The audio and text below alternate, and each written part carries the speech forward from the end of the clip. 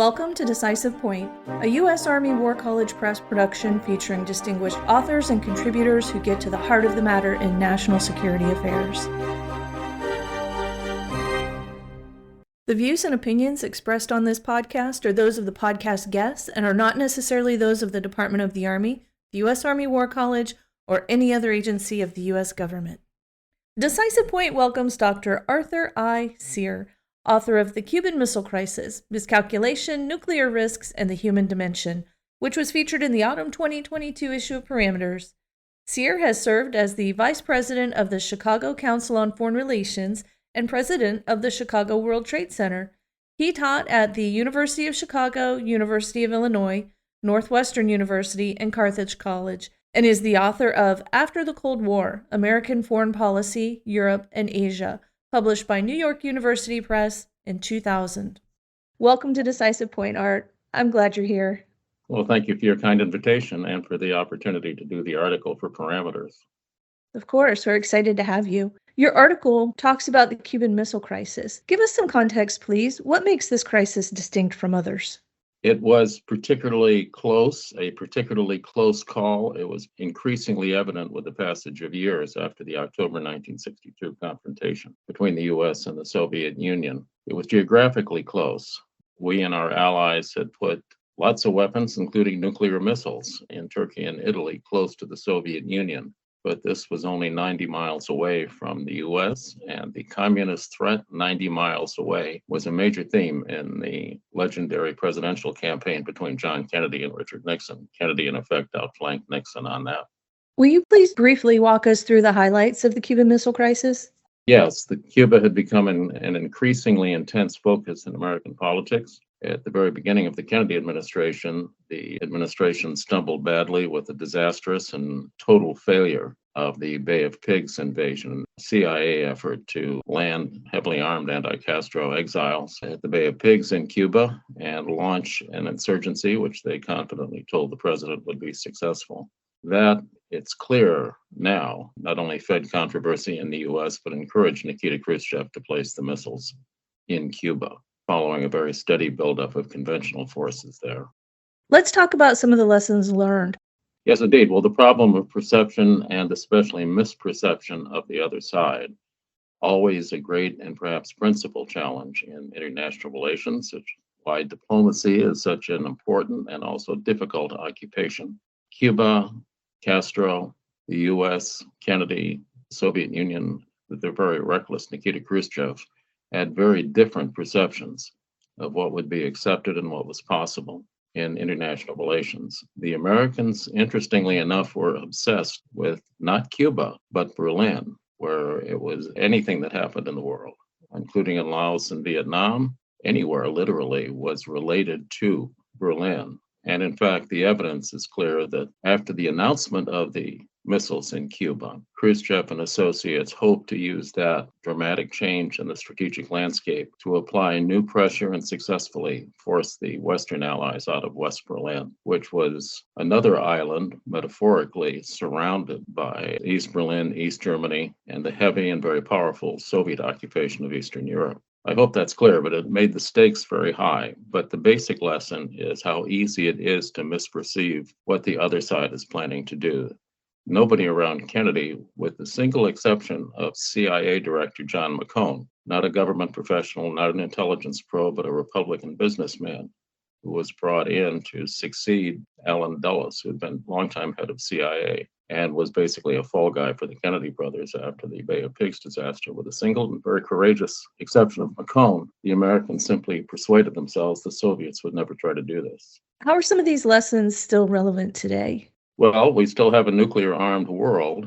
I don't believe, but it's important to keep in mind what I just said about misperception. I think partly because of the lesson of the Cuban Missile Crisis, and partly because nuclear weapons since Hiroshima and Nagasaki, the bombings which finally brought a thankful end to World War II in the Pacific and the surrender of Japan, nuclear weapons are so horrific that they continue to operate as a deterrent on the other side. But thanks in part to the Cuban Missile Crisis, we're no longer so inclined to engage in wishful thinking, I believe collectively, and assume the other side is not going to act. And communication. Kennedy and Khrushchev, to their great credit, established the so-called hotline, which was not a cell phone. It was not a landline. It wasn't even initially a satellite phone, but it was a very complicated telecommunication system, an old-fashioned big clunky teletype machine. One was placed in Moscow and one was placed in Washington, and the two sides were able to communicate much more readily than before. Today, telecom is no longer a problem, but miscommunicating, misunderstanding what the other side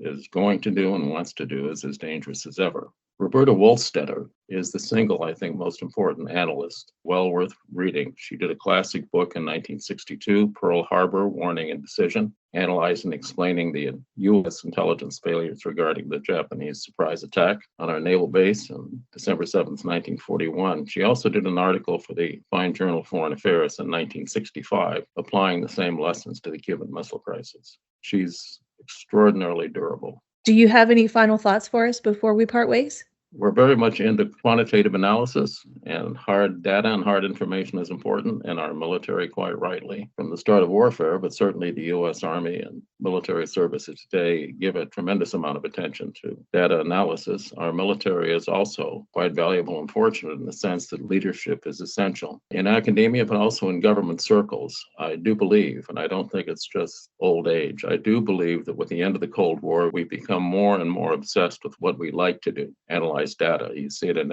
all walks of American life, including business. But leadership, intuition, the human dimension has never stopped being important, and it's more important than ever before. JFK looks better all the time, whatever his shortcomings may have been, and obviously his ineffectiveness early in his administration. He played a singular and decisive role in holding off nuclear war. The advisors he brought together when we first learned about the missiles in Cuba uniformly wanted to attack Cuba. We know now that there was some sense, especially on the part of Defense Secretary McNamara, that the Soviets had some sort of short-range nuclear weapons in Cuba, but they had far more than Americans estimated at the time. And in a moment of insanity, Nikita Khrushchev had quite privately given his principal commander in Cuba the okay to use nuclear weapons without asking Moscow if the Americans invaded. The Soviet submarine, the B-59, under command of Valentin Savitsky, harassed by U.S. surface ships dropping hand grenades and signaling depth charges, which the Soviets assumed were lethal, trying to force them to the surface, finally did so. American aircraft were busy shooting tracer bullets around the submarine. Savitsky ordered the torpedo tubes open, including one that held an atomic torpedo. He was going to destroy the American flotilla around him. He was going to destroy his own submarine and launch a nuclear war. Vasily Arkhipov, by good fortune, a Soviet fleet staff officer, happened to be on the submarine, and he literally physically prevented Savitsky from carrying out that order. Commander William Morgan, the captain of the U.S. destroyer USS Corey, as described in the article, went out of his way to make sure that by searchlight signaling, Ensign Gary Slaughter apologized to the Soviets, who were by that time standing on the deck of the surface submarine. We apologized. Commander Morgan brilliantly kept the atmosphere down. He kept telling his men, let's keep those Russian bastards happy. Let's reassure them as much as we can. Those courageous and very sane gentlemen literally prevented a nuclear war. Kennedy at the top, crucial U.S. and Soviet military people confronting one another deserve a lot of credit. It was far closer than anyone realized at the time, even though everyone knew it was a dangerous situation. Thankful for clear heads, right? At that time, yes, more important than ever. And the more we go on after the Cold War, I think the more easy it becomes, especially for intellectuals, I must say, but also some military people, to be very casual about the risks these kinds of weapons involve. If I may, one final point without getting too personal, I was working at a supermarket after school and on weekends in October of 1962 in Los Angeles, California, my hometown, which was a prime target area. President Kennedy, the evening of October 22nd, made a public speech readily available on YouTube, and people should watch and listen to it, announcing the not attack, but quarantine blockade of Cuba. When I showed up for work the next morning, Alexander's supermarket in Hollywood, California was totally jammed with people. It wasn't a riot. As far as we could tell, people paid for things. But for the first time in my life, I really not only saw, but smelled fear, a very curious, primordial kind of animal sense that arises when people and other creatures are terrified. It was an exhausting experience. It was a tiring, sort of monotonous job. But for the first time at work, I was completely exhausted at the end. One poor woman, I took her out to an elegant Lincoln Continental. She had 2 shopping carts full of nothing but bottled water and toilet paper. It was really a very sad as well as scary time. We should all keep it in mind because thankfully Americans have not had to experience anything like that since. Very, very close. And don't believe anyone, especially some professor who uses game theory and abstract conceptualization to argue that it never really was that dangerous. I appreciate your time so much and your insight. It was such a pleasure talking with you, Art. Thank you. Well, thank you, ma'am. Anytime. I'm always available to parameters in the U.S. Army War College. If you'd like to learn more about leadership in the human dimension as viewed through the Cuban Missile Crisis, you'll find the article at press.armywarcollege.edu/parameters. Look for Volume 52, Issue 3. If you enjoyed this episode of Decisive Point and would like to hear more, look for us on Amazon Music, Spotify, Apple Podcast, Stitcher, and any other major podcast platform.